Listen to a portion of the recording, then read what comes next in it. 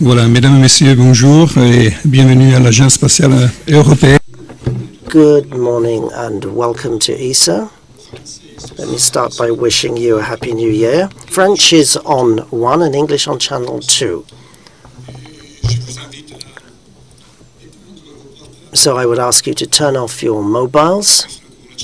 I'm Franco Bonacina, a spokesman of Jean-Jacques Dordain here on my right, ESA DG, and further on is Mr. Douglas, who is in charge of communication at ESA. I will immediately hand over to our Director General, Jean-Jacques Dordain. Good morning, everyone. Thank you for being here. Let me start by wishing you and your families an excellent 2014. In 2014, we will have a watershed year here in the European Space Agency, and that will be for various reasons. Firstly, will be the combination of a number of programs, Rosetta, and we have been waiting for Rosetta for a long time, and 2014 will be Rosetta's year, and it will also be the culmination of the ATV production process, because this year we'll be launching the last one, the fifth to be produced, and this will therefore mark the end of a cycle. But it will also be the start of new infrastructure, in particular for the EU and the associated services, because this year, 2014, we'll be launching the first Sentinel satellite, and this will therefore be the kick-off of the Copernicus infrastructure, and also it will be the start of the deployment of the Galileo constellation, because as you know, we have 4 satellites in orbit. They were for system validation, but it's this year that we'll be actually deploying the Galileo constellation. So the beginning of that process. Also, there'll be new agreements with the European Commission. 2014 is the year when the 2014-2020 budget period for the Commission starts. So we'll have a new budget framework, which means new agreements with the Commission. So there will be a whole raft of agreements to be negotiated and approved with the Commission to provide a framework for our cooperation over that period, 2014-2020. There will also be a ministerial level council that is scheduled for the 2nd of December, where vital decisions for the next decade will be taken. It's not just a ministerial council to decide on new programs and activities. It will also decide and determine what happens to ESA in the area of launches, for example. And it's also the 50th anniversary of ESA. And an anniversary is always an occasion to look back and think about the future. Personally speaking, I'm not very fond of anniversaries, as you probably know, because another year is not always good news, so I try to avoid thinking about that. But it is ESA's 50th birthday. Now, you might wonder why it's 50, whereas these convention dates back to 1975. It's my predecessors who started celebrating ESA anniversaries on the basis not of the founding of ESA, but of ELDO and ESRO, which were the precursor organizations of ESA, and that was 1964, which is why it's this year that we'll be celebrating the 50th anniversary. 64 plus 50, 2014. But we will use this as an opportunity not so much to look back, but to look forward. I always quote Aimé Césaire. He said that the shortest way to the future is to look deeply into the past. So we need to move on. It's also an important year for Europe in space. But before I talk about 2014 in more detail, let me briefly go back over 2013, because the last time we met, at least in this setup, was last year.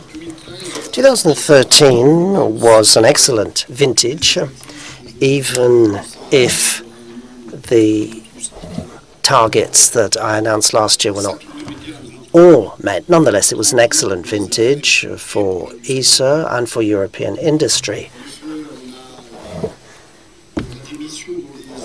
We have missions whose operations were completed in 2013, but that was after their goals were more than met, because in 2013 Planck ceased transmitting data because it ran out of cryogenic fuel, not because it stopped working, but cryogenic coolant, rather. So we weren't able to cool the satellite. Planck and Herschel, two satellites that went together, stopped sending data. Gautier as well stopped operations and re-entered the atmosphere. That was in November. But I take this opportunity to say that just because satellites stop working doesn't mean the operations are over.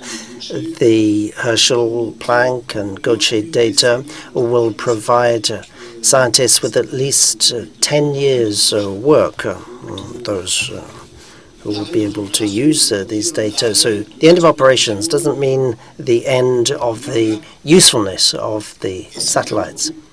Far from it. And this is true of all scientific satellites. I read that half of the scientific publications using Hubble telescope data are based on stored data, not new data. So Planck, Herschel, and data will Planck, Herschel, and Gautier will continue to exist through the data center. 2013 produced some outstanding results. For example, on the 21st of March, the picture of the post-Big Bang fossil light picture. And this is thanks to Planck, of course, but on the 21st of March, we produced this picture of the cosmic microwave background. It's very important for us. There was the Living Planet Symposium in Scotland in the autumn of last year. And in this symposium, there were about 2,000 scientists from around the world that came together to exchange ideas and views and talk about the findings based on ENVISAT and Earth Explorer satellites. Because then there was a unique event, the validation of the Galileo system that's now been qualified using the 4 satellites currently in orbit, and that have shown that the accuracy of timing and positioning was twice as good as these specifications. So outstanding performance there by Galileo. We also launched a new mission. There was the second Vega launch, successful launch. Remind you, this is the first time in Europe that we've had 2 successive launches.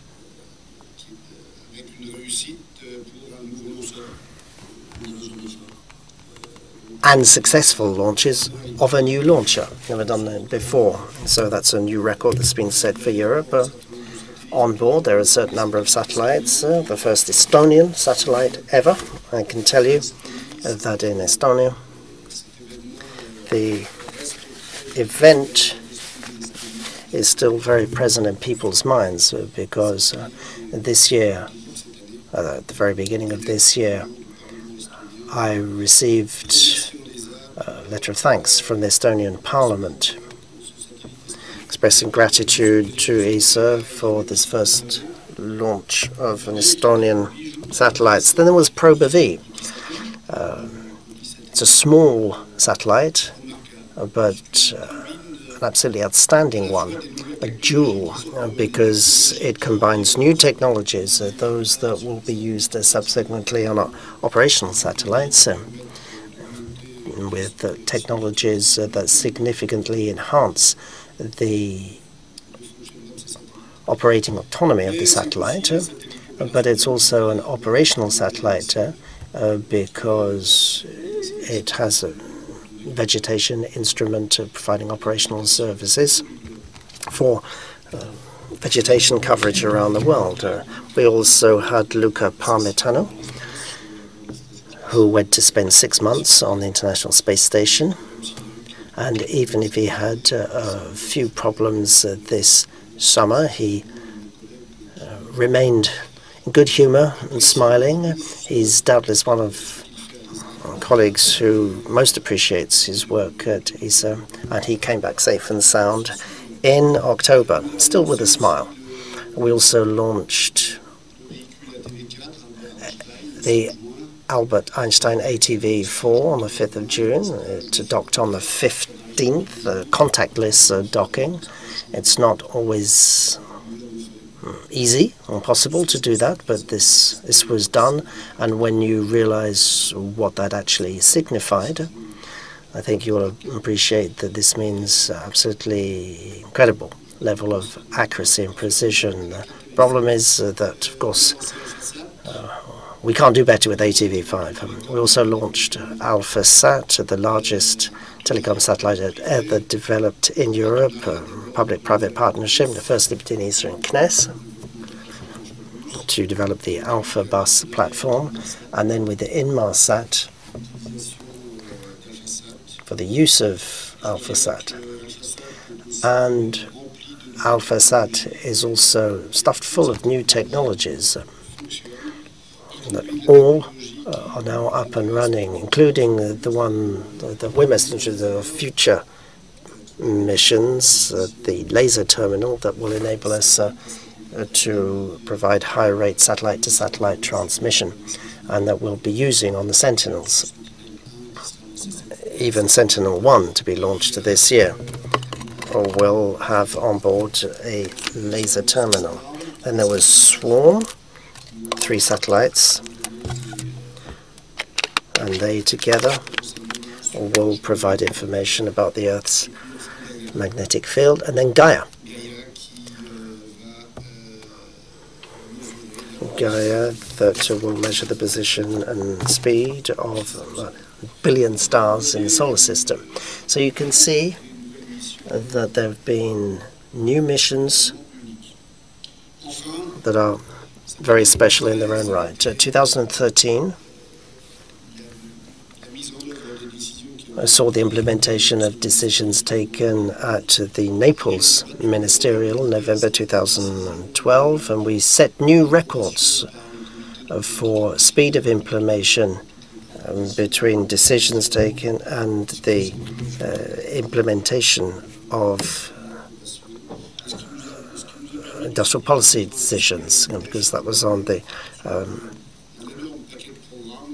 that was in November the decisions were taken, and in January on Ariane 5, Ariane 5 Evolution, Ariane 6, the MPC module, NewSat Electra, top second generation, a number of other areas.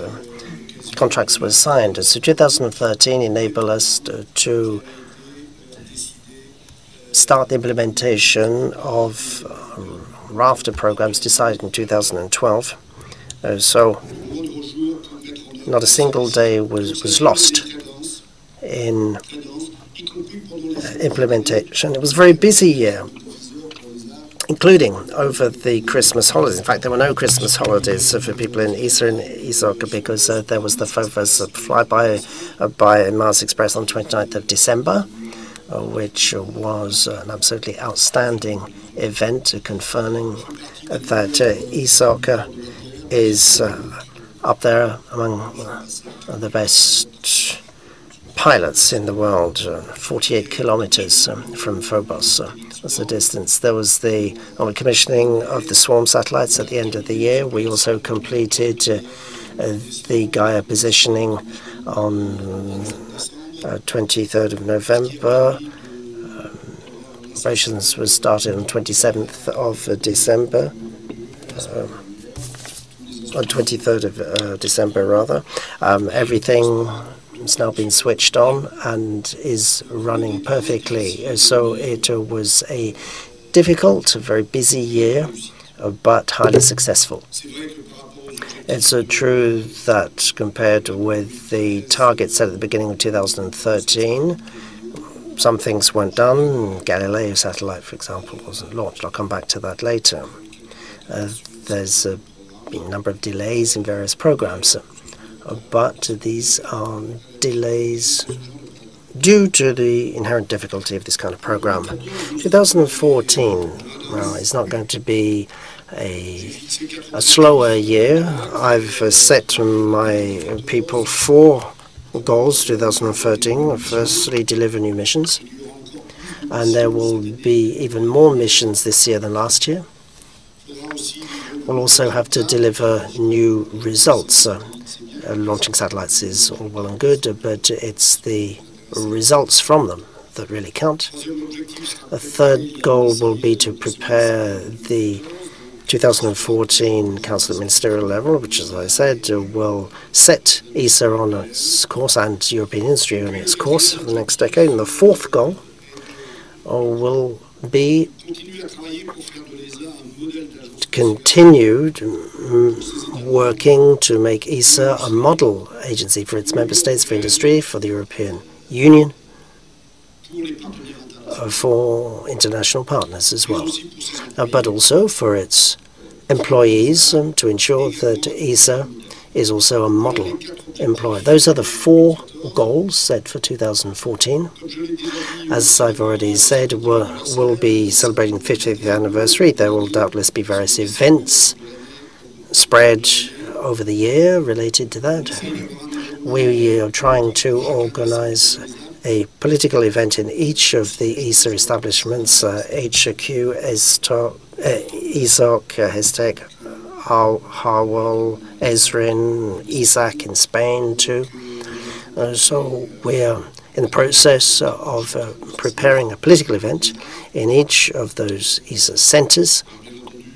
Now, obviously, the dates of those political events are more contingent upon the politicians concerned rather than ESA, so we'll have to fit in with the timetables of said politicians. But there are 2 events that have already been decided on, an industrial one in Berlin during the ILA, that's in May, and an event involving scientists that will be in Switzerland in September. So you will hear more about ESA and its anniversary celebrations as we go through the year. Now, before I look at the details of the 4 goals, let's talk about the nitty-gritty. The budget, 2014 budget, was unanimously approved in December. The budget for 2014 is 4.1 billion euros.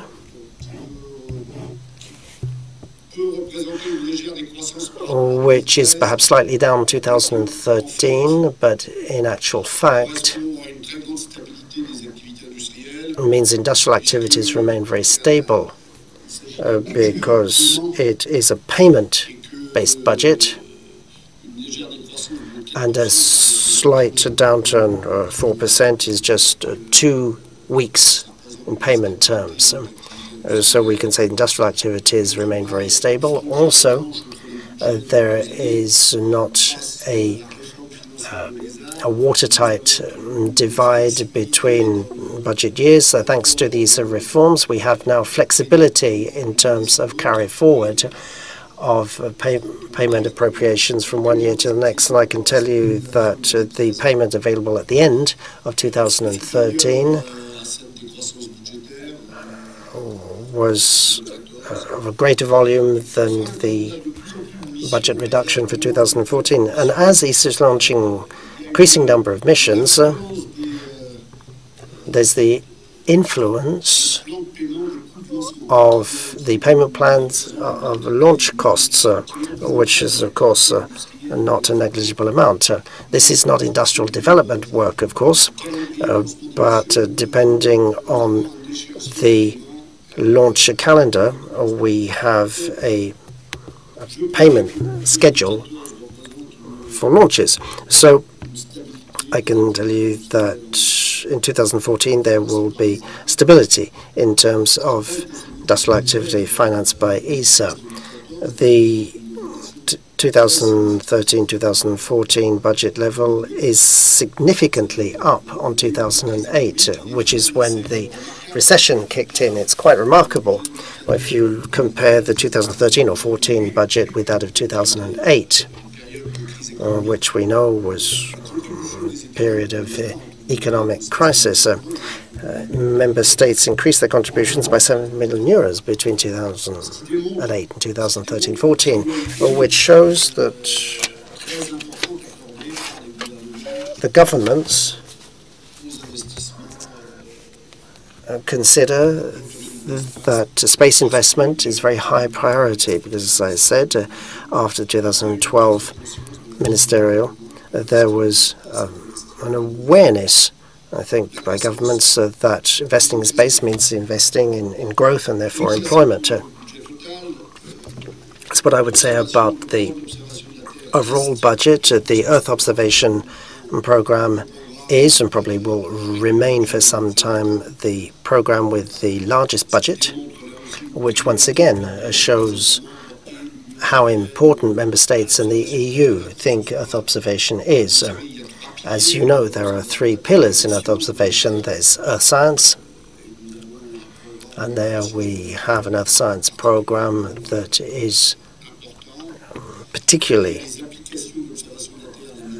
important. There's meteorological activities that we run in partnership with EUMETSAT, and there's the Copernicus program. That's to say, services for environment and security, to which ESA member states contribute in major fashion, even if it's an EU-run program. So Earth observation is far and away the program with the largest budget, followed by Galileo, which I think shows that services to Europe's citizens, Earth observation and Galileo are 2 programs serving European citizens. And it shows that the bulk of the effort made by European authorities directed into services to citizens and launches, of course, which remains a major part of our program. Science, science in terms of the mandatory activities, universe, solar system, manned space flight. That's just 9% of the total ESA budget. And telecommunications, which is growing area, especially since the ESA budget should be multiplied by 2 because all of the telecommunication activity is done via PPP.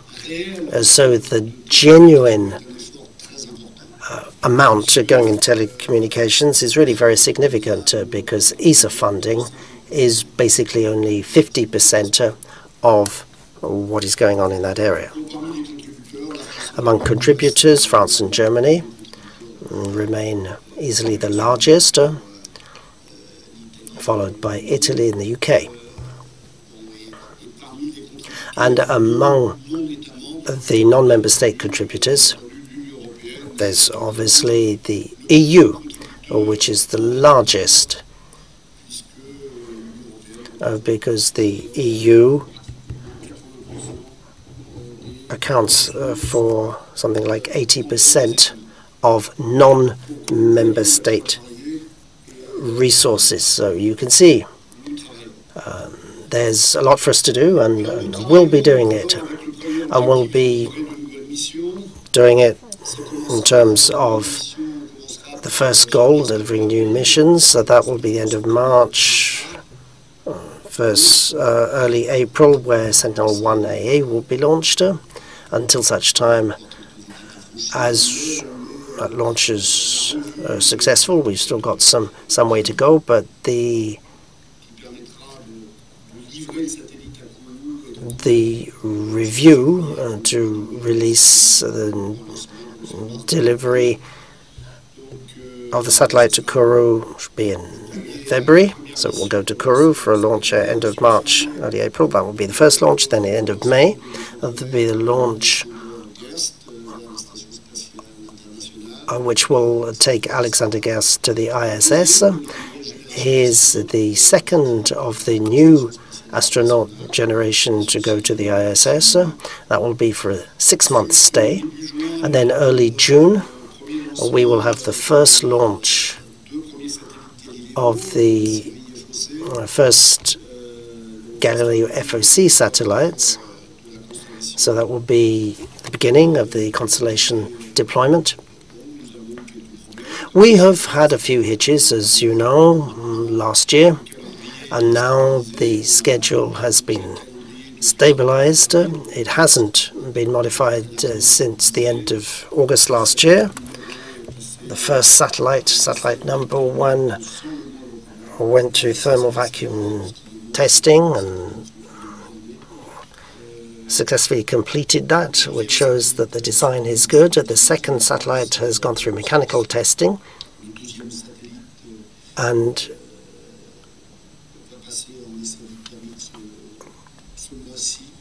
thermal vacuum testing is scheduled for the second satellite this month, and we are very confident that the review will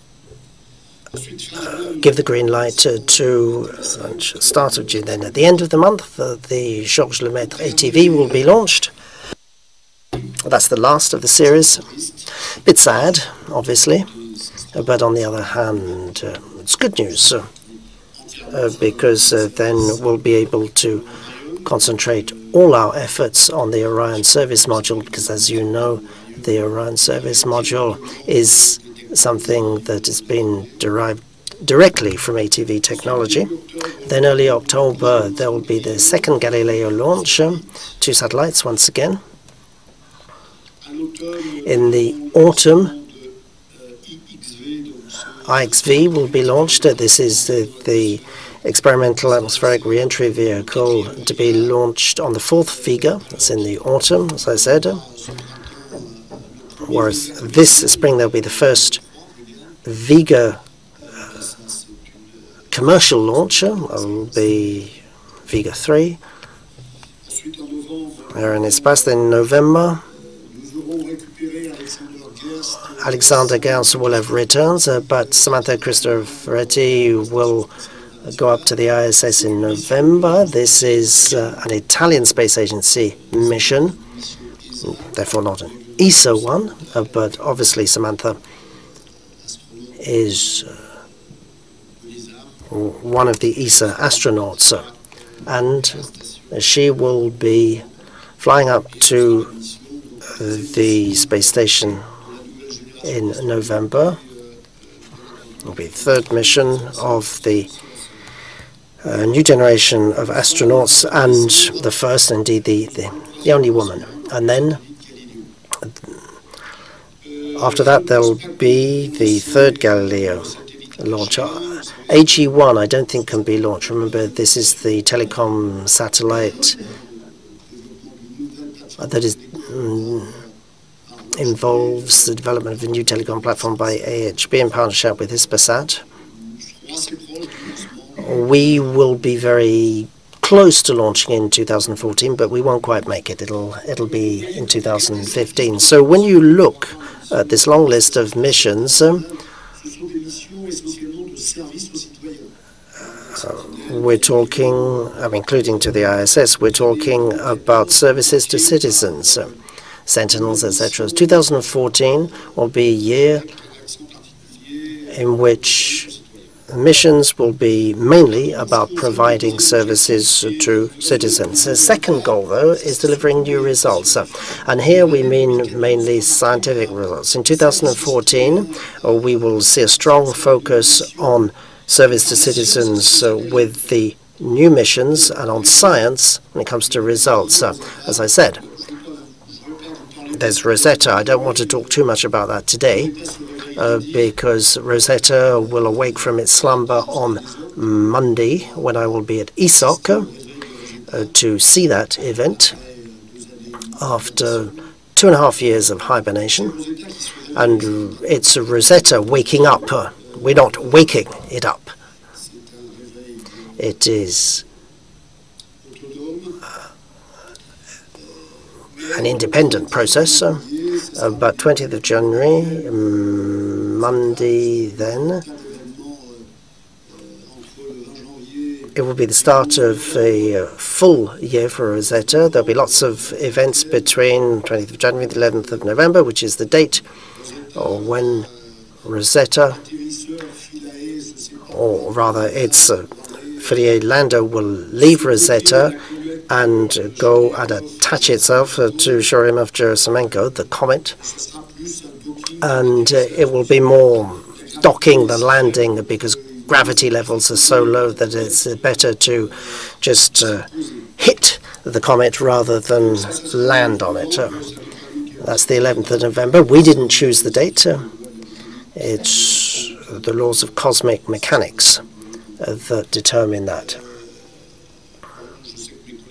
Now, I know that NASA colleagues talked about 7 minutes of terror for Curiosity. It'll be more like 4 hours of terror between the separation of Philae and its docking on the comet. And the Rosetta mission will not end with the landing of Philae because there'll be all the work that will be done on the surface of the comet. And, of course, Rosetta will move with the comet to study it. And this will mean, and this is really something unique, will mean that we'll be able to observe and follow the comet both from its surface and from... And then in June, there'll be another interesting experiment. We'll have the Venus Express aerobraking in the Venus atmosphere. And once again, it will be a significant event. It'll be a significant event from the point of view of aerobraking techniques, because that'll then be used for major exploration programs. But it's also interesting and significant from a scientific point of view, as it'll be coming down very low into Venus atmosphere, and in this way we think it'll be possible to provide scientists with data concerning the lower layers of the Venus atmosphere, which hitherto are unexplored. We'll be delivering the swarm results, swarm having been launched in November. And also, as for Gaia, we've already got the initial images from Gaia, which are not yet, strictly speaking, scientific images, but they show that the instruments are working correctly. And there will be other results from Planck. As I said earlier on, the first image that we showed on the 21st of March just used a very small portion of the Planck data. And there will be further results coming from Planck. So you can see that there'll be a lot happening in terms of scientific results.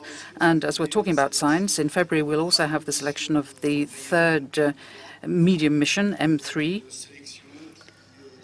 And the selection will be from among 5 candidates: ECHO, LOFT, Marco Polo, Plato, and ST Quest.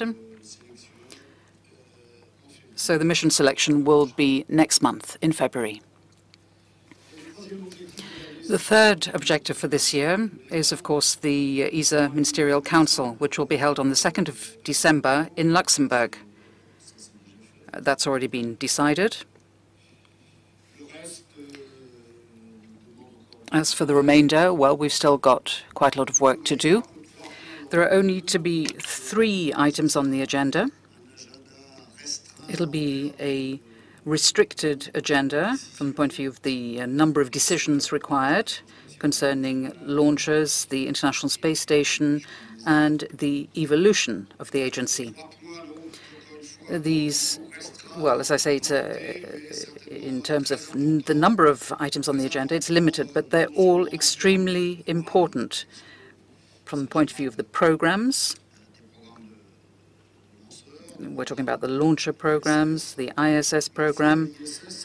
Launchers and ISS, well, that's around about 25% of the member states' contributions to ESA, so it's far from negligible. And as for the relations between ESA and the European Union, that obviously covers the work that we carry out for the European Union, and Galileo and Copernicus is around about 15% of the overall budget of the agency. So in budgetary terms, it's far from a minor event.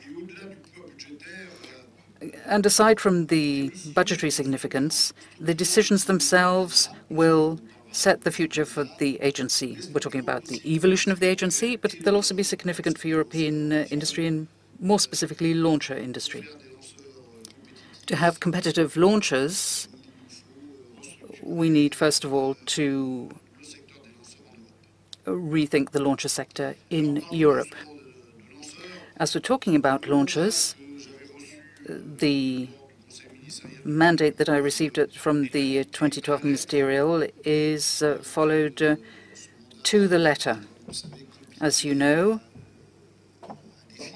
it was rather complicated to come up with this mandate, so I have made sure that I have followed it to the letter without trying to interpret it differently.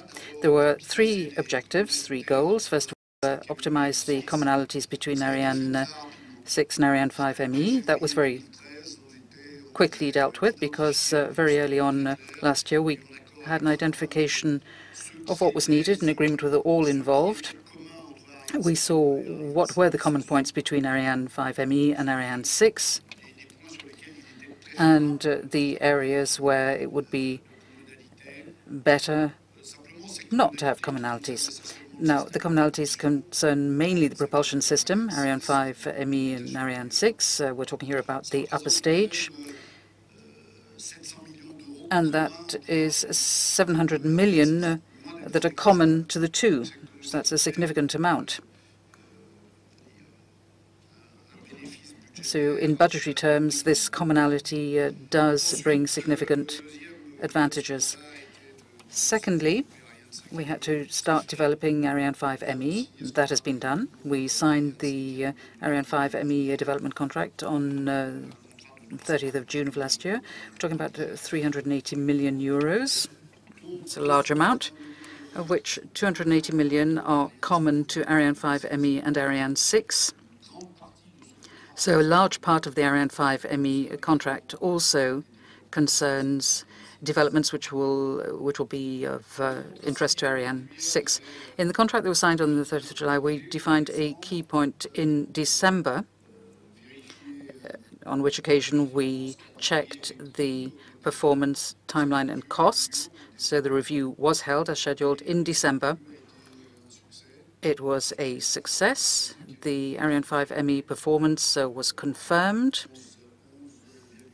11.5 tons in GTO with deorbiting capability, which is significant because having the ability to deorbit the upper stage does reduce the performance to a certain extent. It improves the performance of the ECA. The schedule was confirmed for the middle of 2018, which is bang in the middle of the mandate that was given to us in 2012. The recurrent costs were deemed to be equivalent to those of ECA, so improved performance without increasing the costs, increasing competitiveness, therefore. As for the development costs, they are being negotiated. Obviously, there's always a difference between our assessments and those of industry. That's par for the course. So we're negotiating the development costs with industry currently. And this will take us through to the end of February because, as you'll be hearing from me shortly, I have undertaken to provide the scenarios to the member states in March. Then the third part of the 2012 mandate that was given to me was to have a phase A of Ariane 6. We've done that. It's been possible to select the configuration. This was done back in July of last year. And once we have the configuration of Ariane 6, once that was selected, on the one hand, it made it possible for us to continue the technical work that was required and also to have the preliminary requirement review in November. Once again, that was a success. And it means that we can move towards the phase B1 and the contracts there that cover industrial activities through to the end of 2014. The phase B1 contract will be signed on the 21st of January, in other words, next week. And we're talking about around about 60 million for that contract. So that's the technical study side of things. And we've got it off the ground, taking us through to the end of 2014. In parallel, we've been consulting industry so that we could start to determine the development and production costs. As you know, consultation with industry was something I've already spoken about. It involves 3 steps. The first was to consult industry without any constraints or obligations.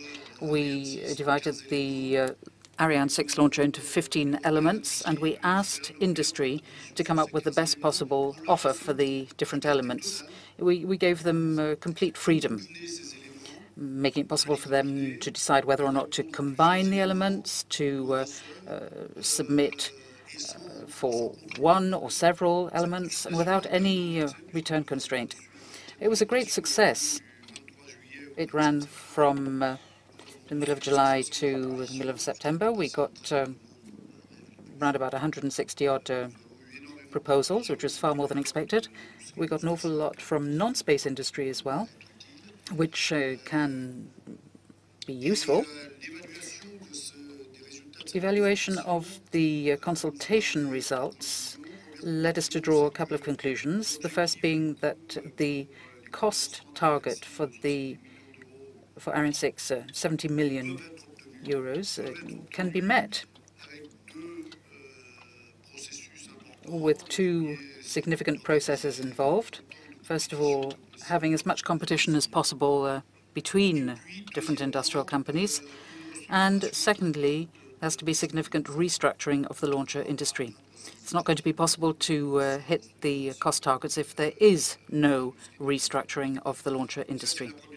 So that's the first conclusion we drew. Secondly, we had reached a significant degree of maturity, allowing us to go into the second step. In other words, it was no longer consultation. We asked for concrete proposals to be made, binding on industry. This second phase, the proposal phase, began in December.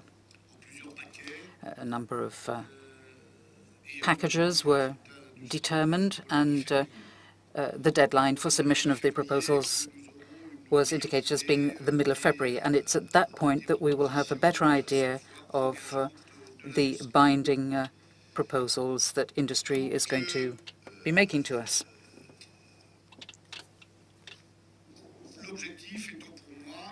The goal, as I see it, is to present to the member states in the middle of March the possible scenarios between 2015 and 2025, so the 10-year period for the launcher sector, including the developments that will be necessary and the exploitation of the launchers between 2015 and 2024.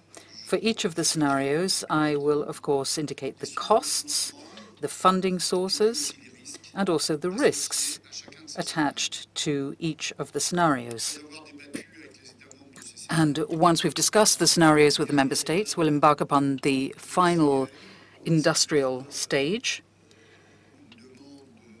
which will involve a definitive commitment from industry starting in April, and the results will be expected by June, after which I will make a proposal to the member states as of July. So that's what's going to be happening with launches. I move now to the International Space Station. We promised member states that efforts would be made, and these have been a success. Following very tough negotiations, and it was perfectly normal that they should be tough, I can tell you that we can do what we said, which was to bring down the operating costs of the station, the European part of it, obviously, by 30% in 2015. I promised that there would be a 30% cut in the operating costs, and that is what we will be doing in 2015, as promised and as planned. So that's a piece of good news.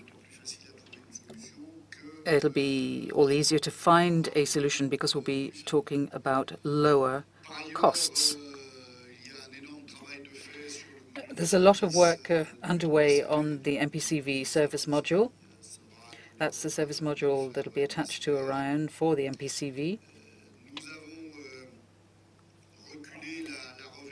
We put back the preliminary definition review that was to have been held in November, but it will actually be starting on the 1st of April of this year. The delay is linked to a number of technical problems, including mass-related issues. But I have undertaken to NASA that the delay in the PDR will not lead to any delay in the delivery of the service module. So the preliminary definition review will run from the 1st of April to the 15th of May. Last week, when I was meeting with some colleagues from NASA, we agreed that it would be in June that we would reach agreement on an integrated schedule for the MPCV, including the NASA part, which is, of course, the most significant part, but also the ESA part. So an integrated common schedule will be set in June. The third part of the ministerial concerns the evolution of the European Space Agency. Now that covers at least three aspects. First of all, the perimeter, the scope of ESA, its member states. It's clear that the number of member states of the agency is going to increase. It's just a question of time. We're already negotiating with Hungary. Hungary will become the 21st member state. And with the cooperation agreements that we have with pretty well all of the member states of the European Union, they will sooner or later become members of ESA. That's certainly their declared intent. We are also taking a look at the situation to see whether for ESA and its member states it would be a good idea to go beyond the existing perimeter. You know that we have an association agreement with Canada. Can we extend this type of association agreement to cover and include other countries, countries outside Europe? These are questions that have to be examined. What will ESA be like in 2020? Well, that's the first question to be answered when we're talking about the evolution of the agency. It's a sort of question that all European organizations are examining. EUMETSAT, for instance, goes beyond the borders of Europe in the strictest sense, CERN as well. So it's not something exceptional, but is an aspect that has to be examined closely. I think it's important that the perimeter does develop, but it shouldn't be to the detriment of our efficiency. Secondly, relations with industry. And I'll be saying more about that. It's increasingly difficult to differentiate between ESA and industry. Obviously, the funding sources are not the same, but the interests, the concerns are shared by both. And we've developed very significantly as regards our relations with industry. Should we go even further? Well, that's a significant question that has to be examined. And at the 2012 ministerial, there was a high-level forum that was set up. It's already met twice. It brings together industry, member states, the executive of the agency, and there are several avenues that have been identified to see how relations between ESA and industry could be strengthened even further. We've moved a long way from the time when ESA was just industry's client or customer. We're now a veritable partner. Then we have the third aspect concerning the evolution of the agency, and that's our relations with the European Union. When we're talking about relations with the European Union, it starts with the delegation agreements. I was referring to this earlier on. We've got Galileo and Copernicus, which are programs that have been decided on. They're part of the financial framework for 2014-2020. The Galileo regulation was approved by the European Union. For Copernicus, it's been decided on, it's been set rather, following the trilogue meeting the 20th of December of last year. So we start by negotiating delegation agreements.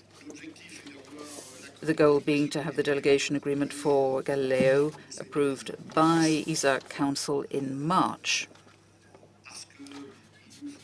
Because we have to have the delegation agreement in March so as to allow for the continuity of Galileo. It'll be on the basis of the Galileo regulation, which, as I said, has already been approved by the European Union, and the Commission's decision concerning the implementation of that regulation. And this week there was a meeting between the Commission and the Member States precisely on the issue of the implementing decision. The Member States expressed their approval that the implementation go ahead. So we now have the necessary foundation for negotiation with the Commission on the delegation agreement. The Copernicus agreement, for its part, is to be approved or should be approved by ESA Council in June on the basis of the regulation that was finalized by the trilogue, in other words, Commission, Member States and Parliament on the 20th of December. So these are the two short-term goals for the ESA-EU relations. And then as of June, we'll see what further improvements should be made to the delegation agreements or in addition to them. And on the basis of our thinking on that score, I will be preparing proposals that will go to the ministerial. Which brings me to the fourth and final target for this year, and that is that ESA become a model agency and a model employer. The role of a space agency, well, that's something that I really wanted us to give serious thought to. The role of ESA has already changed significantly. I've been here at the agency for about 25 years, and I can tell you that ESA today bears no resemblance to the ESA that I joined 25 years ago. So ESA has changed considerably.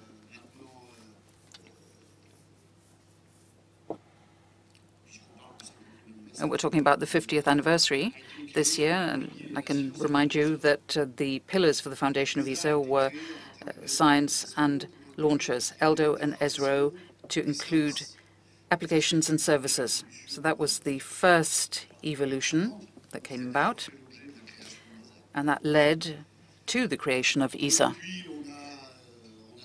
Since then, there have been more and more in the way of public-private partnerships with the telecoms program. We no longer have an ESA telecoms program. We've only got programs in the form of PPPs with industry and operators. We've also got the incubators that have been created. the business incubators. There are 9 of these today, and they've been a tremendous success. Here again, we're talking about partnerships involving not just industry, but investors, banks. And you know that these BICs have a fairly small budget in the agency, but in terms of employment and growth, they are posting tremendous results. The one in Bavaria, particularly, and last year or recently we had a celebration of the 1,000th job that had been created by it. And there are more and more candidates knocking at the door. It's a very popular idea at ESA, these incubators. I can't tell you how many member states, how many centers of excellence are expressing interest in creating further such incubators. So you can see ESA has already changed significantly, but I think we have to continue and we have to go further. Our objective is always to create economic value, to create growth, and to create jobs.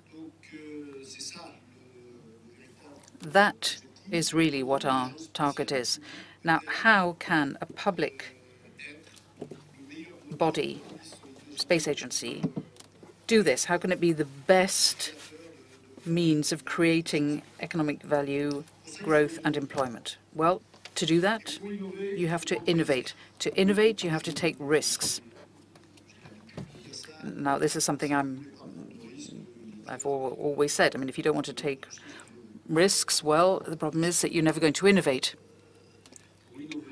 To innovate, you have to clear the ground before you move ahead, and clearing the ground involves taking risks. So how do we take risks? And I think that's the crux of the matter.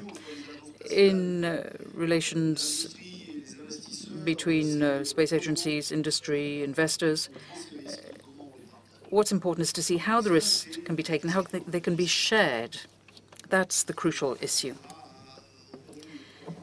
And if we can answer that question, we can have a better definition of the role of the space agency, any space agency, whether it's the European Space Agency or any other.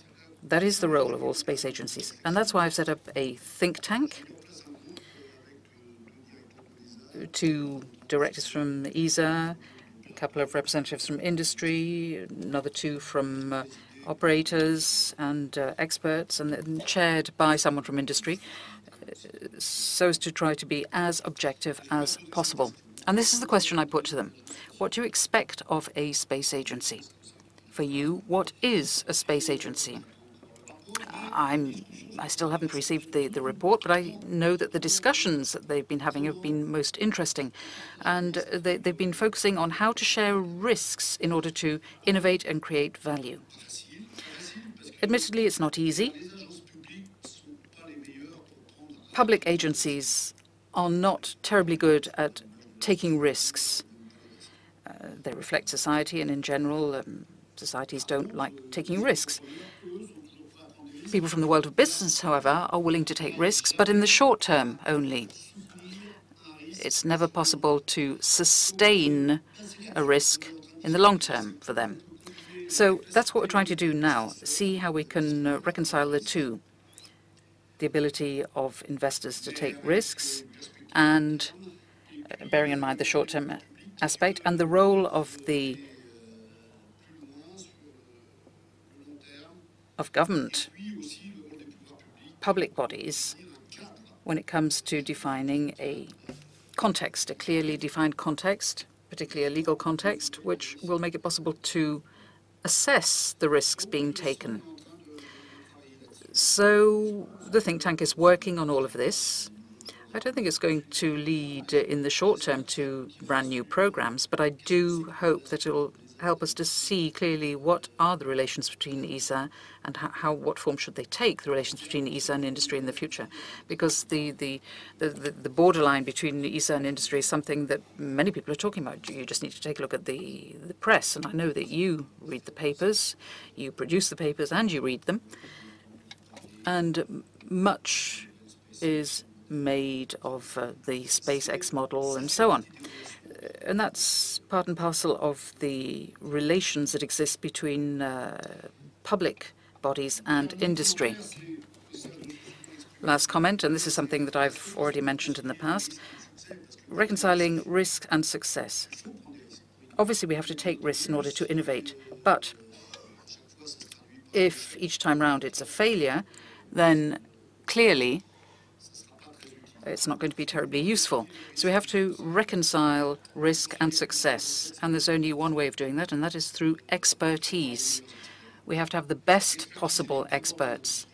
First of all, you find those experts in industry, but we have to have them in the agencies as well. That is part of the role of a space agency.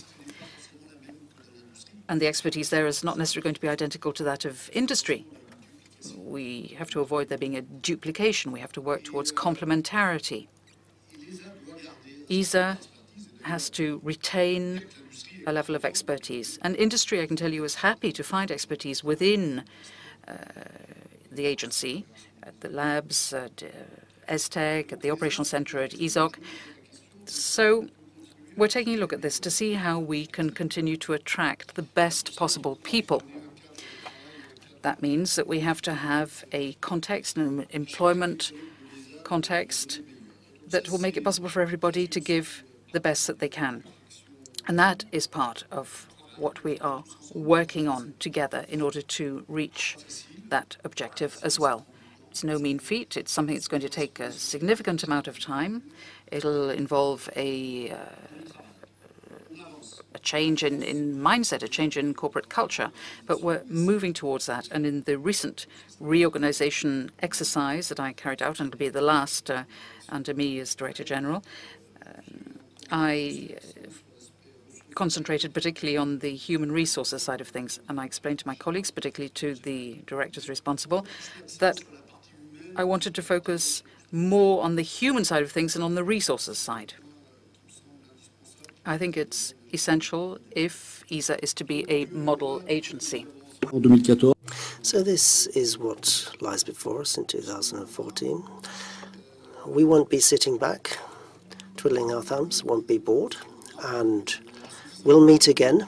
There will be enough events going on to have opportunities to meet again before next year. So once again, let me wish you Happy New Year. See you soon. And thank you for your attention. And of course, now I'll take any questions. Voilà. Fine. Thank you very much. We can now go to a Q&A session. Raise your hand. We have a couple of people with microphones. Brigitte first. Yes, go ahead. Good morning, Mr. Don. Introduce yourself, please.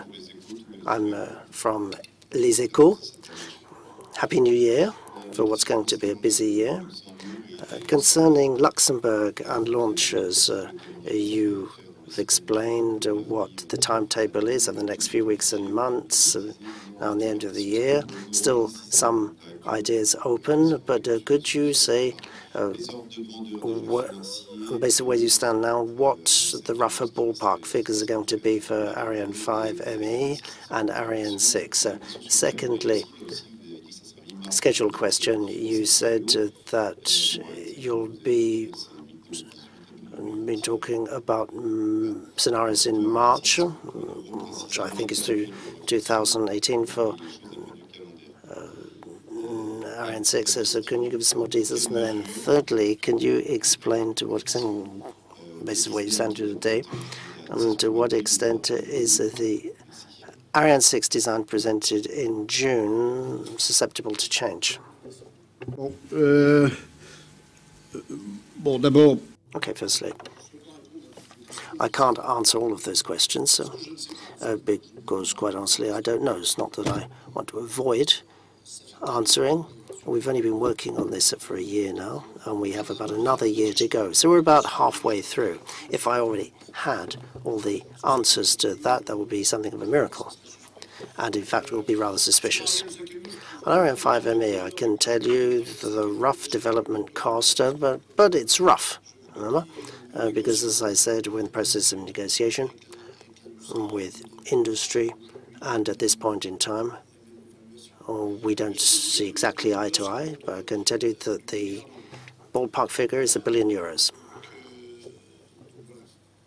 That's what we're looking at the moment for launch mid-2018. So that is the funding that needs to be raised in order to complete the process and have first launch in mid-2018. As for Ariane 6, that's much tougher as a question, and I can't tell you about development costs. The goal is to have launch costs at €70 million. That's quite clear. I've already talked about this. If here in Europe we can't produce a launcher that can be launched at 70 million per launch, then we need to look hard at the rationale of producing launchers. So that's the goal.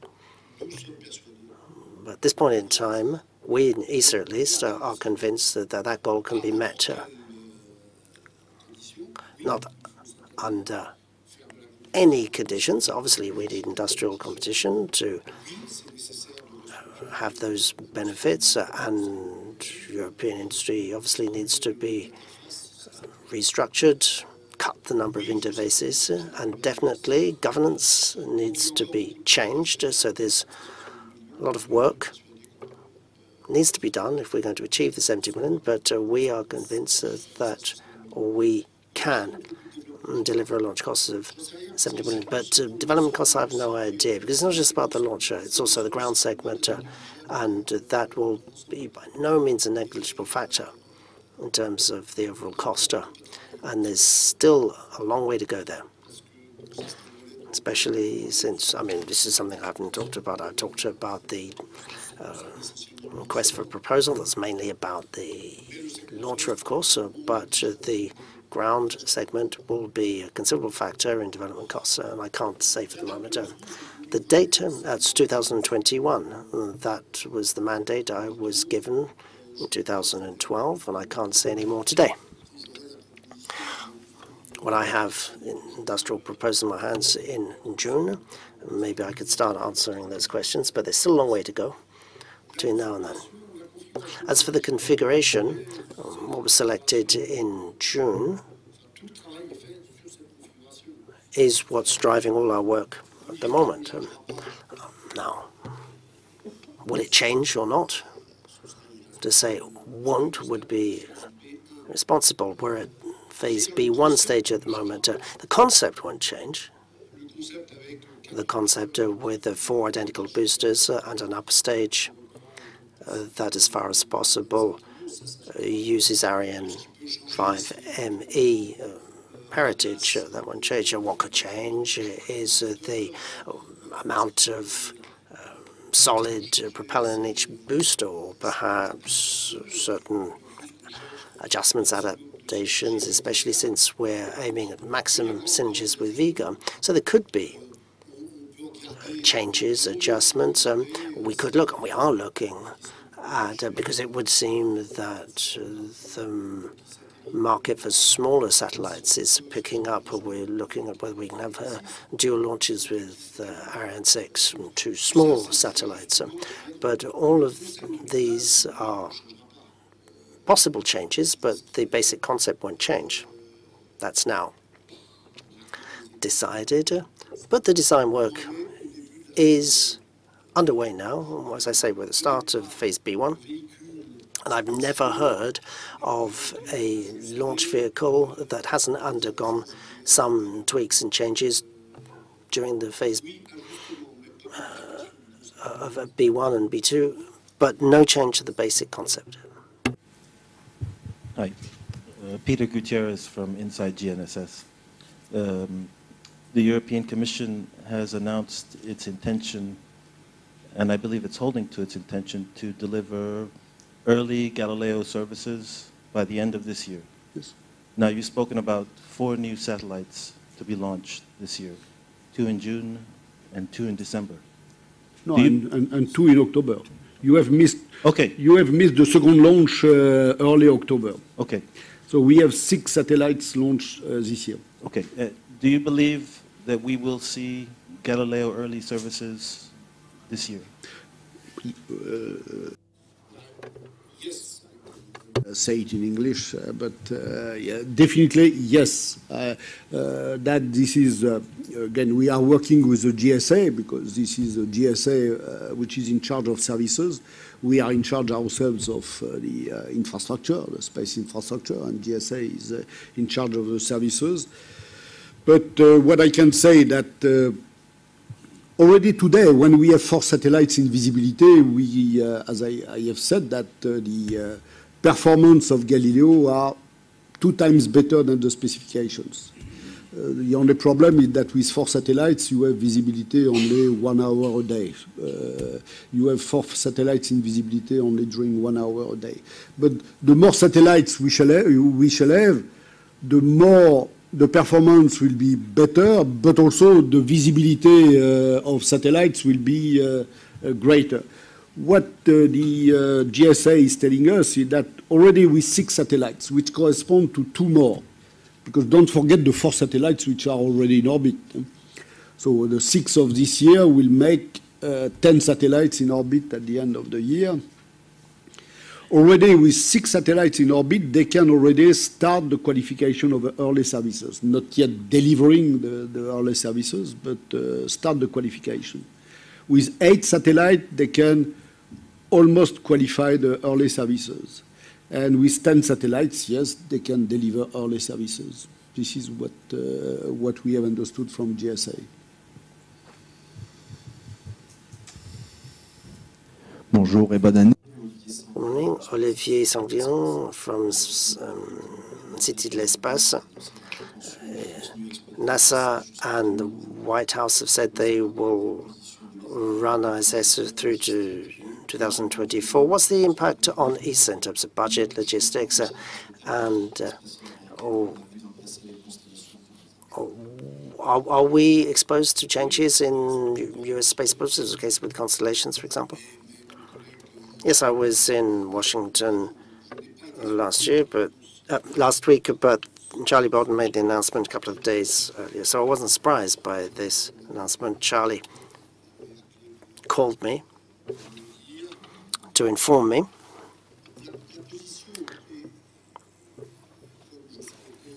the position,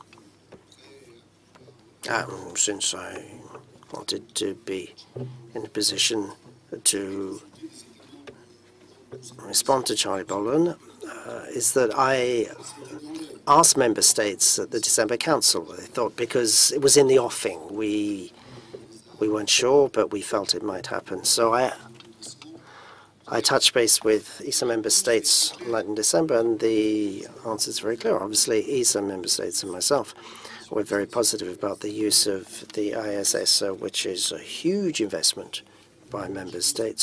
So the least we could do is try to get the most out of it. So that's the first thing.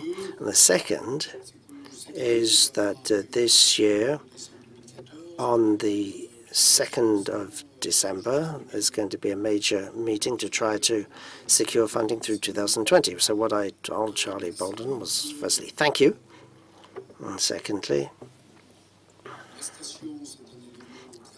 the space station and its use is a major factor for ESA, but our short-term goal is to find the funding through to 2020. Once that's been secured on the European side, we will then look at the issue of under what circumstances, conditions we can continue to be involved. So we have to go through this step by step, but so far all member states of ESA have said that they are in favor of continuing to use the station. But for the moment, as I say, we'll be seeking funding through 2020.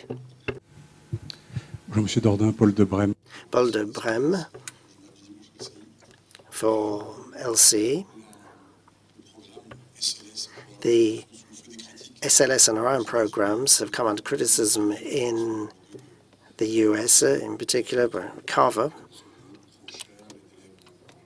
ex-secretary in charge at NASA, and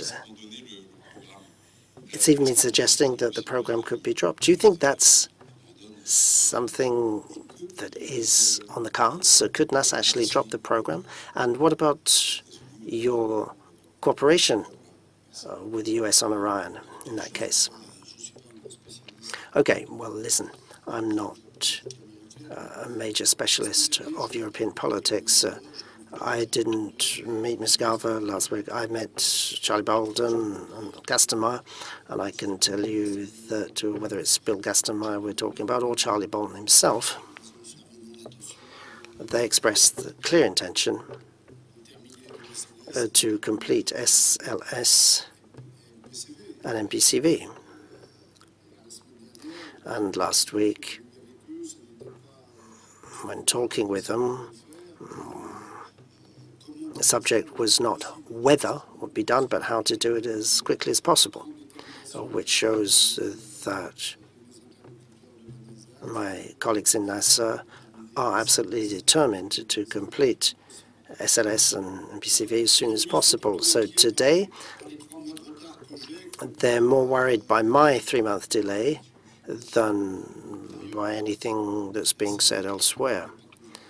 But it's the same everywhere, in the US or elsewhere. Things are always under discussion and debate. It's a good thing. But I base myself more on facts than rumors or talks. So for the moment, SLS and MPCV are firmly in the NASA program. I have had monthly conference calls with Guest Master on that, and tendency is towards confirmation. So as far as I'm concerned, these programs exist, they're robust, and we're working on them.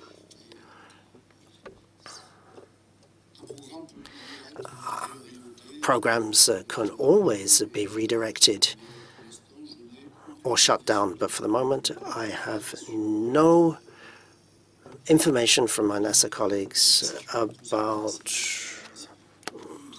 possible doubts regarding SLS and MPCV. So we're working on this, and we haven't slowed down our efforts on our side. Theo in the first row. Oui, Theo Pira, Wallonie Espace Info.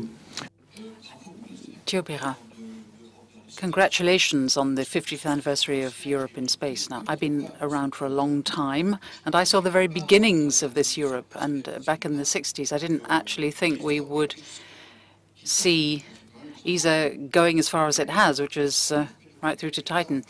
But for some time now, I think that, well, ESA is getting a little old and crusty. I think it needs a rejuvenation. So the question is as follows. If ESA is as efficient as it is, how come there are others who are trying to put it into the sidelines? I'm thinking of the European Union and other agencies, such as CNES in France, the DLR in Germany. How do you see, and this brings me to my other question, how do you see things evolving from the point of view of a sort of new look agency in Europe? Do you have any ideas about this? Bon, d'abord, c'est moi qui prie. Well, actually, it's not ESA getting old. I'm the old one here. ESA is far from being old. It's managed to stay young. I'll say more about that. Now, this question of yours, well, we know each other, and I can say this quite honestly. It's a rather contradictory question, because if the Commission wants to do our job, it's precisely because we're so good. I mean, if you're bad, there are not many people who want to come in and replace you. It's precisely because we're so good that everyone else wants to do our job. I see that as being a particularly positive aspect. Anyhow, joking apart, and this is actually a point that I made earlier on, ESA has evolved. It's changed considerably.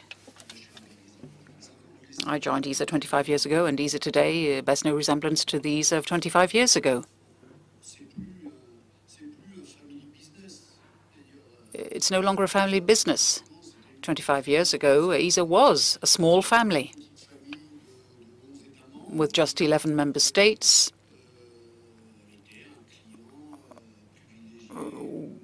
We were the special customer for industry. But now things have changed. We have 20 member states. We have more and more partners. 25 years ago, basically, we were only working with the US as an international partner, whereas now we work with the US, Russia, Japan, China. We have more and more international partners. We have more and more industrial partners and partners among the operators. Inmarsat, Hispasat, SES, Eutelsat,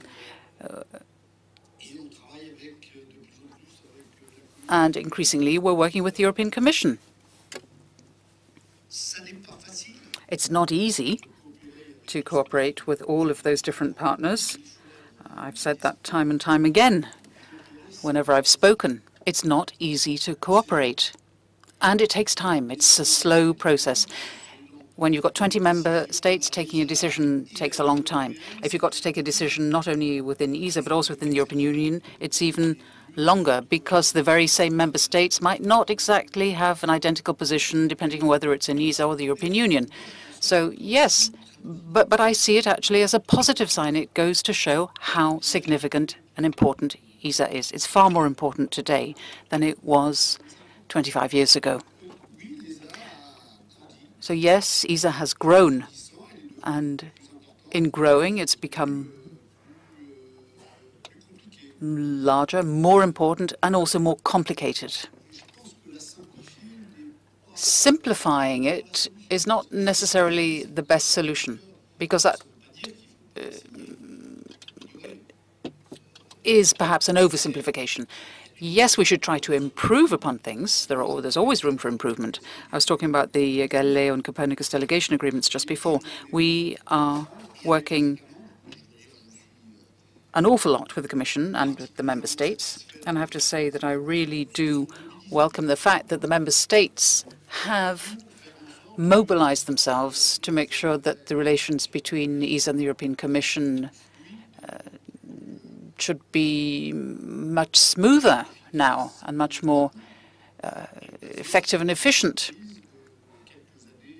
And all of this on the basis of lessons learned over the last few years concerning the management of Galileo and Copernicus.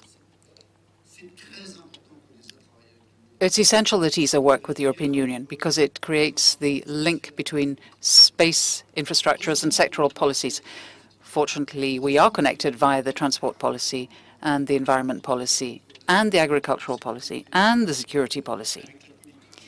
There's also the development policy. All of these create links and justify space infrastructure. So I'd be very foolish not to try to establish links with these different policy areas. But of course, it makes life much more complicated, particularly as the EU culture is not the same as the ESA culture. We're talking about organizations, entities with different cultures. But that doesn't mean you shouldn't work with them. On the contrary. So, yes, maybe it's easier to remain insignificant, hidden, discreet, but it's so much more gratifying to be a big player and to be able to make a real contribution to citizens' lives. I mean, if anyone knows how complicated it is, it's me, because I'm right at the very heart of all of these complexities. But I certainly would not want us to come back to the days of Eldo and Esro. It might simplify my life, but I think it would be very bad indeed for ESA, for the space sector, and for Europe in general. So we have to accept things, and we have to work to improve them and make the best of them, and that's what we're doing. So yes, things have changed, and I hope things will continue to change, even after me. The world is changing. There's no reason why a space agency shouldn't change. Admittedly, the Commission does try to come and do my work for me sometimes. I mean, I don't really wait for the Commission to come along to say how I should build a satellite. That's not what I expect of them. But I have expectations of them. I need to know how they're going to use satellites for transport policy, environment policy, agricultural services. Farmers need satellites to do their work. I mean, that's fantastic. But it does make life so much more complicated. There's no denying that. But as far as I'm concerned, that's good news. To him, and then we go over to Peter and Marie-Ange, and then we get back to you. Okay, Jonathan Amos from the BBC. Can you just clarify the Sentinel-1A launch date? Arianespace, at the beginning of this week, put out a date of 28th of March. But I understand you've told Commissioner Tajani 1st of April. So what's likely to happen? Alors, ça c'est tout. Well, that's all to do with the launch manifest and its intricacies.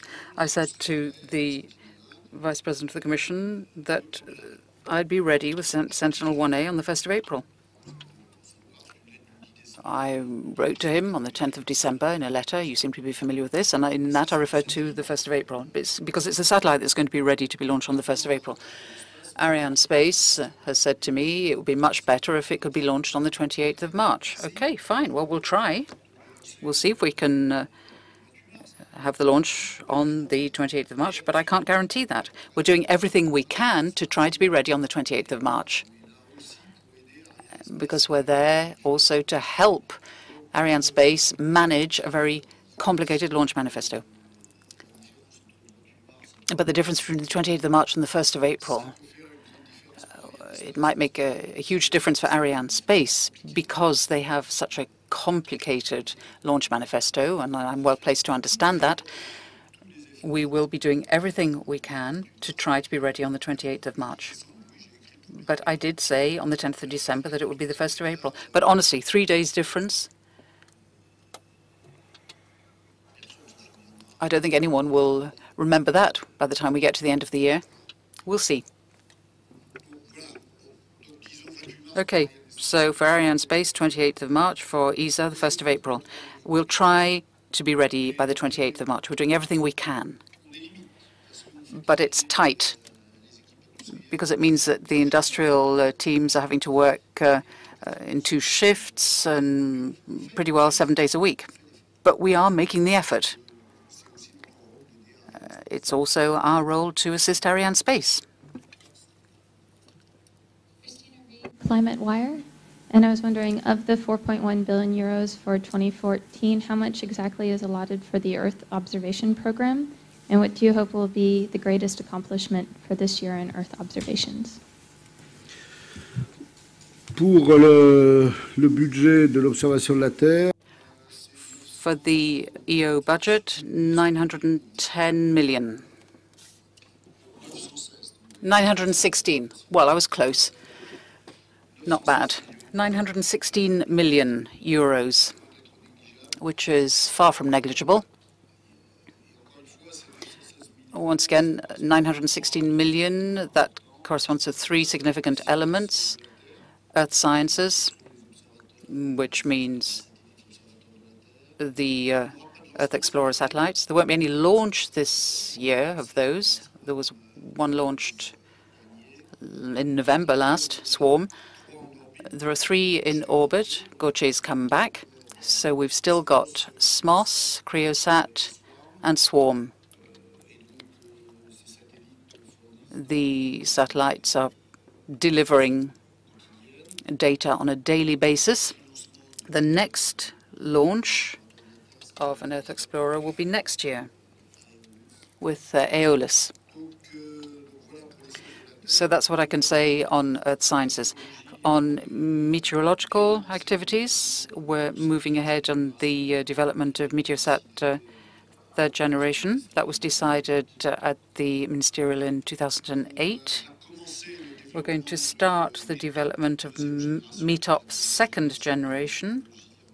That's the Polar Orbit Meteorology program. I've intentionally put back the development of METOP second generation in order to extend the definition studies phase for 3 months so that METOP second generation would have a controlled re-entry capability. It'll be the very first satellite that will have the re-entry capability. It's extremely expensive. I've already spoken about that. 2/3 of the fuel on METOP will be used precisely for re-entry. It's very expensive in terms of mass and complexity, but I decided that we had to do this so that we wouldn't leave satellites in polar orbit at the end of their lifetime. We're reaching the end of the industrial competition, and the evaluation of the submissions is underway, and development will start at the latest by the middle of this year. And then on Copernicus, we'll have the launch of Sentinel-1, and Sentinels-2 and 3 will be launched next year. So that's what we have in the current program. And then the gentleman. Peter Desalding, Space News. Quelques questions. D'abord, premier sur Galileo. Galileo first is running a year late, and the Commission said it's not they were responsible, but the suppliers. You are one of them. Do you think that the agency might have to pay penalties for this delay? No. If I were to pay penalties, that could mean that there would be incentives. We don't have a contract with the Commission. Contracts are between ESA and industry, and only industrial contracts contain such incentive and penalty clauses. This doesn't exist between us and the Commission. The Commission pays ESA staff costs. We do not work like a company supplying them. So there are no penalties applicable, and also program delays can have multiple causes, but to be honest, I'm not really interested who's to blame. The question is why we're late and how we can catch up, how we can avoid delays. This is what's been done. As I said, this was between June and August that this process was thrashed out, and since the end of August, we're not running a day late compared with the commitment to Commissioner Tony. There have been technical problems on Galileo. We still have some that need to be solved, but our experience leads me to say that we have good confidence that the first launch will be early June. Okay, second question on ISS. You said 30% less in terms of annual operating costs by 2014, and you recently signed a two-year contract, 2013-2015. So what is the difference with the contract that was for 11 and 12? I don't know. It's Thomas Reiter who knows. He was the one who guaranteed 30% for 2015. I would imagine, as usual, that there is an incremental reduction of such costs.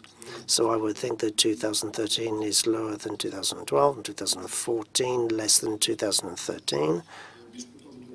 But I can't give you the exact figures. You'd have to ask Thomas Reiter. Yes, says Mr. Evans, but he didn't really want to say that, so I'm asking you. Well, to be honest, I don't know. He made the commitment to me. It's been confirmed by industry. So both sides of the negotiating table have confirmed, guaranteed that there will be a 30% reduction in costs. And this is what's important because this is in line with the money I asked for at the Ministerial Council. Then I have a question about the way the agency operates. So you yourself have set a 20% goal, as to say, for reductions in 2016. That was done in 2011. Now I'm more than halfway through. Where do you stand? Well, there have been cost cuts. So we haven't reached the halfway point yet because it always takes some time to cut internal costs, especially since this has to be done without running risks, as requested by member states, that they don't want us to deplete the agency's capabilities. It's not easy, it takes time, but I maintain this objective. Now, what you're saying in terms of cutting internal costs, I have to say that my target is 1585, 15% internal costs, 85% external costs. That is the goal. Because ESA's internal costs have to be gauged in terms of what it does, its activity. If activity were to fall by 30%, then internal costs will come down a lot more. But if we do 30% more, then clearly I need the personnel to perform those tasks. This is why the internal costs are seen in relative terms. So it's 15 internal, 85% external, and this is a goal that I continue to commit to. Okay, last question from me. You talked a lot about the two delegation agreements with the Commission, Galileo and Copernicus, that the programs are running. So could you give us an idea of how a new delegation agreement will change things there, because you're working on Copernicus for launch in the spring, and Galileo is well underway as well. Okay, well, firstly, the different arrangements. The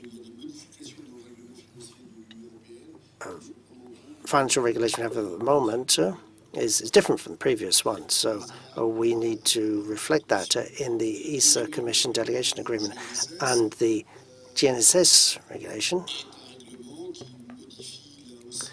also changes the relative roles, in particular to reflect the role played by GSA. This is another reason for having a new delegation agreement, and the third is that the activities from 2014 and 20 will be different from the previous ones. And deployment of the constellation should be completed by 2018, whereas the exploitation operation activities will start in 2016.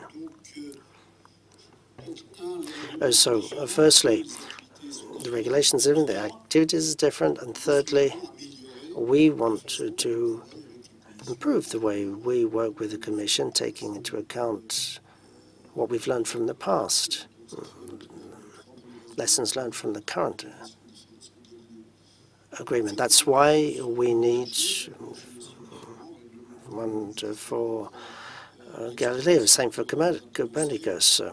Situation is different, exploitation is going to start, and then there are lessons learned from the previous agreement. So they are different agreements. And if we improve our relations on Copernicus and Galileo enough by 2020, I know what we'll be doing. We'll be doing Galileo and Copernicus. Si on a réglé tous les... If we've solved all the problems, of course. It will be fine. Marianne Sangui from Espace and Exploration. I read somewhere that ESA has been talking about the Dream Chaser, talking with those people about the possibility of cooperation, transport to ISS, etc. Can you say a bit more? Well, I have to say that it was not ESA that approached Sierra Nevada, vice versa. Sierra Nevada came to us. It's a big difference because we have no intention of distorting the current competitive processes in the United States. I told NASA this. If NASA launches a competitive process and we get involved and distort it, then I don't think that's the best form of cooperation with NASA. So that's the first thing. And I do stress this because we did not make the first move. Okay. Secondly, Sierra Nevada came to us because they're interested in various technologies that we have developed elsewhere in the past, for example, docking mechanisms, various other technologies that they could be interested in for making a bid to NASA. So we told them that, yes, we said we'd be willing to work with Sierra Nevada to assist them in making a good proposal to NASA, but we told NASA that if the other bidders came to us with the same request or something else, we would also provide them with the same technologies. So it was up to the competitors in the process to decide whether they wanted anything from Europe or not, in exactly the same way as the competitive tendering processes we have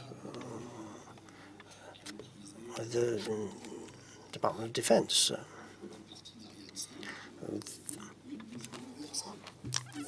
They've expressed interest in parts of Ariane 5, and we're open to that. I think it's a good thing that American bidders take interest in European technology, but there's nothing exclusive in the way that we deal with one or the other competitor. We discussed these matters with NASA last week, and I think everything is clear for us, for Sierra Nevada, and for NASA. Okay, I think we'll take the last question here because then we need a little bit of time for the radio and TV interviews. Yes, thank you. I have a question about Ariane 6. Well, firstly, in order to reach a 70 million launch cost, how are you going to settle the issues of competitiveness and geographic return? And also, I wanted to know what the non-space companies are that are proposed in response to your RFP on Ariane 6. Okay, well, return. Return's the same thing as contribution, really. And I've explained this to member states.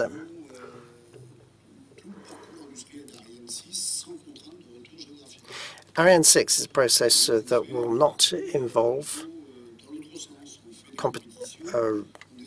return constraints. So we do it the other way around. We try to have an open competition, get the best results, and then we tell member states, look, this is the best possible launch we can produce in Europe. Good news is that your company's got the work. Bad news is that you are going to have to pay. So we talk now about fair contribution, not fair return.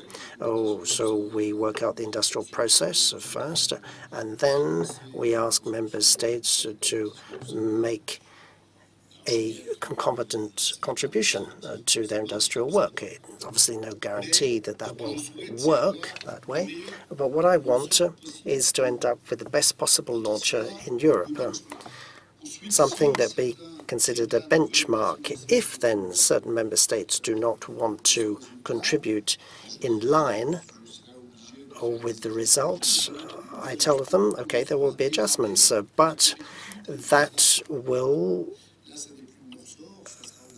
reduce the level of competitiveness. But that's not up to me to decide. That's member states. So this is how we're intending to build Ariane 6. Now, it's not the first time we've done it. It was exactly the same with the AlphaBas platform. We ran industrial competition, and then we asked member states if they would be willing to fund in line with the outcome of that competitive tendering. Now, industry can not say that they had any constraints imposed on them. They had a free hand. The only area where that's not true is that they have to meet the target of 70 million euros per launch service. And I told them that. I said, you have a free hand until such time as you can prove to me that it can't be done. And for the moment, there have been no complaints.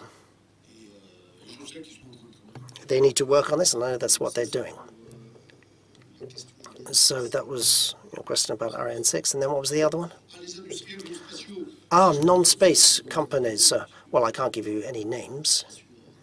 We'll see. I mean, competition is still in still underway. But I can tell you, for example, there are people from the maritime side who have shown us, but I can't say any more because the competitive process is still underway, and I don't want to give anything away. I don't want to name any companies that might be involved in the bidding process. I can tell you when it comes to launcher structure, we received a very large number of proposals. I mean, I talked about maritime companies, but there's also aeronautics, carbon structures, for example. There are a lot of companies that can produce carbon structures, and this is considerable interest to us because it means that there can be new prospects that we hadn't thought of. Competition without constraints, I can tell you something that's already produced results. Monsieur Dordain, agence ITARTAS Russie.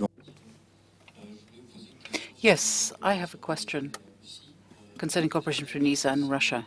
Last year, you signed an agreement with Roscosmos concerning the joint exploration of the Moon or Mars. Well, hang on, I'll let you finish your question, and then I'll come back to that. The question is to do with Lunar and Mars projects, joint projects. Yeah, we have a lot of cooperation with Russia. It's very significant for us. I'm sorry I interrupted you, but it's because we've got the most significant agreement that was signed last year, which is ExoMars. And we're talking about 2 missions that are clearly defined and that we work on together. But you're quite right. In signing those agreements, we also were looking forward to prospects for further cooperation, inter alia, an ESA contribution to Russia's lunar mission. I think that's the right way of putting things. We can't say that there are ESA lunar missions with a contribution from Russia. It's the other way around. It's a Russian lunar mission, and ESA is making a contribution. I can tell you that I'm very much in favor of this sort of cooperation for a lunar mission, because I think that the Moon is extremely interesting. There's still a lot to be done on the Moon. We've got extremely ambitious projects when it comes to lunar missions. So we've developed some interesting technologies that are probably going to be usable in this sort of combined mission involving ESA and Russia. We're working on this, and Thomas Reiter, my colleague, is preparing proposals. We're already working on it. fairly limited budget, but if we want to go further, we're going to have to turn to the member states and ask them to fund such an ESA contribution to the Russian lunar mission. On top of that, I can say that we're going beyond ExoMars to a certain extent. There's the Phobos sample return mission that we're working on currently. And we're also seeing how we can pool our efforts when it comes to the exploration of Jupiter. We've got the JUICE mission. Russia is interested in Ganymede. So here too there are possible areas of cooperation in the context of exploring Jupiter. So you've got Mars, the Moon, Jupiter. We have quite a lot of shared ambitions. So Russia is indeed a significant partner for ESA. Okay, well, that brings us to the end of the first press conference for this year. Thank you, and don't forget what's happening on Monday when Rosetta will be waking up. Anyone from the television or radio is invited to join me at the back of the room for further interviews.